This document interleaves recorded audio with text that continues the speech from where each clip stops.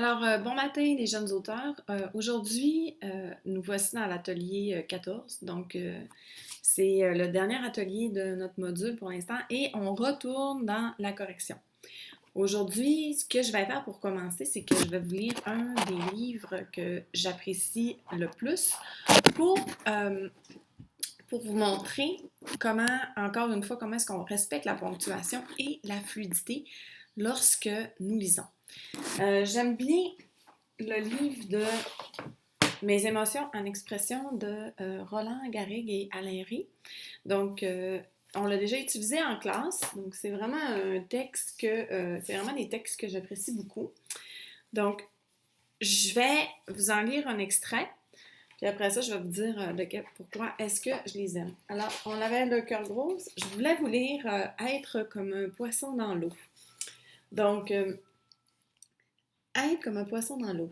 Quand tout va bien, on se sent heureux là où on est. On est à l'aise, comme un poisson dans l'eau.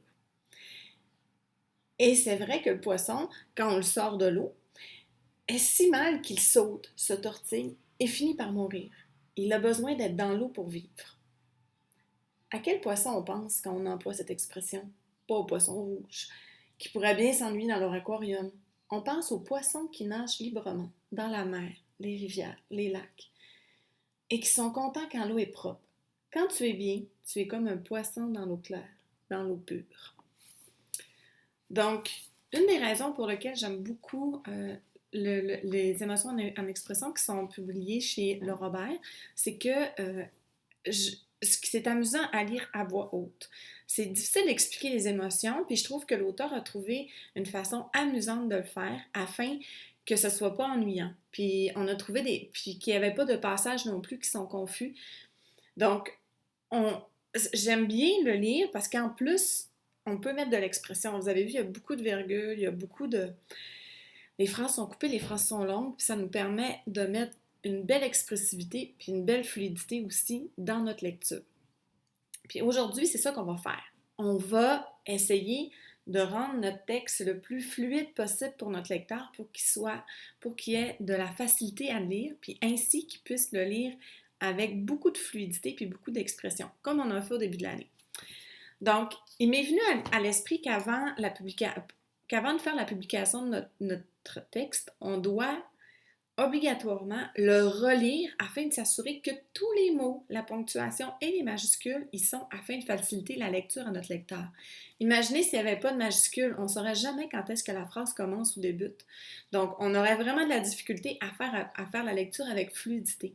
C'est la même chose aussi pour les mots. Si les mots sont écrits partiellement ou qu'il en manque, ça ne favorise pas notre lecteur à faire la lecture de notre texte avec la fluidité.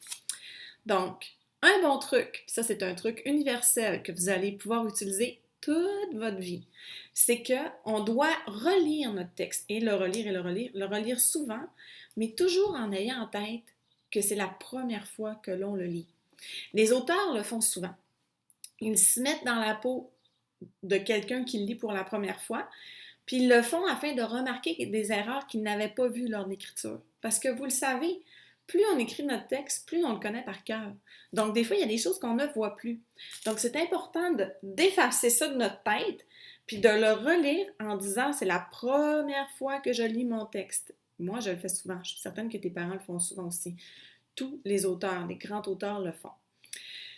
Donc, aujourd'hui, c'est ce que je veux vous enseigner. Je veux vous enseigner que lorsque les auteurs sont prêts à publier leur texte, ils commencent à le relire afin de réfléchir à ce qu'ils doivent faire afin de préparer leur lecteur à le lire avec fluidité et à comprendre qu'est-ce qu'ils ont écrit.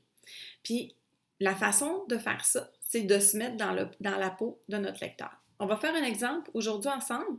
Dans la prochaine capsule, tu vas voir, on va corriger un texte ensemble comme si c'est la première fois qu'on le lisait.